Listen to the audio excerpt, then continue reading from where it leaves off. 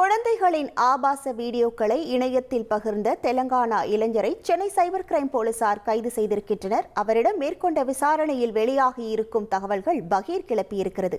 விரிவாக பார்க்கலாம் இந்த செய்தி தொகுப்பில்.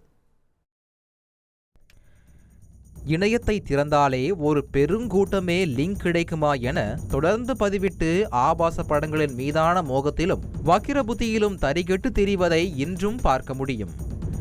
இதில் குழந்தைகளின் ஆபாச படங்களும் பகிரப்பட்டு வருவதாக சென்னை மேற்கு சைபர் கிரைம் போலீசாருக்கு தகவல் கிடைத்திருக்கிறது. இந்நிலையில் விசாரணையை கையில் எடுத்த போலீசாரிடம் சிக்கியவர்தான் இந்த தெலுங்கானா இளைஞர்.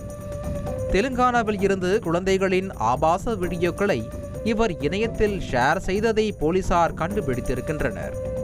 உடனடியாக ஹைதராபாத் விரைந்த போலீசார் பிகாம் பட்டதாரியான இந்த வங்கா ரகுநாத்தை கைது செய்து சென்னை அழைத்து வந்திருக்கின்றனர். விசாரணையில் கடந்த 2 வருடங்களாகவே ஆபாச வீடியோக்களுக்கு வங்கா ரகுநாத் அடிமையாக இருந்தது தெரிய வந்திருக்கிறது. பல்வேறு தளங்களில் இருந்து வீடியோக்களை வாங்கி பகிர்ந்தும் மேலும் சில செயலிகள் மூலம் குழந்தைகள் ஆபாச வீடியோவை விலை கொடுத்து வாங்கி விற்றதையும் அறிந்து போலீசார் அதிர்ந்து போயிருக்கின்றனர். முக்கியமாக இந்த வலையில் இளைஞர் சிக்கியது அவர் பரப்பிய ஆபாச வீடியோவின் IP முகவரியை வைத்துதான் என்பது குறிப்பிடத்தக்கது. கூடவே அந்த ஆபாச வீடியோக்கள் அனைத்தும் சிக்னல் என்ற செயலி மூலம் பகிரப்படுவதை அறிந்த போலீசார் இளைஞரிடம் நடத்திய விசாரணையில் திடுக்கிடும் தகவல்கள் வெளியானது. இந்த சிக்னல் ஆப் என்பது வாட்ஸ்அப் போன்றது. ஆனால் இந்த செயலியில் உள்ள குழுவில் யாரேனும் இணைய வேண்டுமென்றால் அதற்கென அழைப்பு லிங்குகள் இருந்தால் மட்டுமே சேர முடியும். வாட்ஸ்அப்பில் இருப்பது போன்று செல்போன் நம்பர் மட்டும் இருந்தால் சேர முடியாது. இந்நிலையில் இதனை சாதகமாக பயன்படுத்தி கொண்டு சமூக வலைதளங்களில் சிக்னல் ஆப்பின் இன்வைட் லிங்குகளை பரப்பி அதன் மூலம் குழந்தைகள் ஆபாச வீடியோக்கள் குழுக்களில் பலரையும் இணைத்தது தெரிய வந்துள்ளது.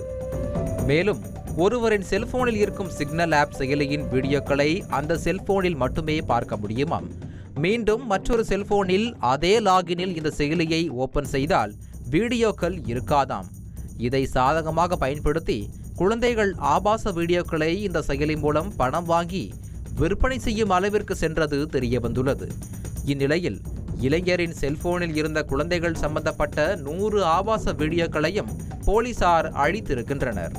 தொடர்ந்து இளைஞரின் செல்போனில் இருந்த சிக்னல் செயலியையும் அவரின் எக்ஸ் தள பக்கத்தையும் முடக்கி இந்த செயலியின் பின்னணியில் இருக்கும் கும்பலை தேடி வருகின்றனர்.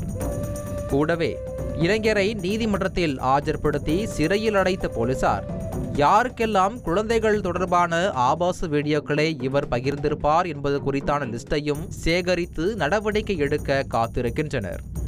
இந்த அதிரடி நடவடிக்கையில் சென்னை மேற்கு மண்டல சைபர் கிரைம் போலீசாரின் செயலை பலரும் வரவேற்றிருக்கின்றனர்.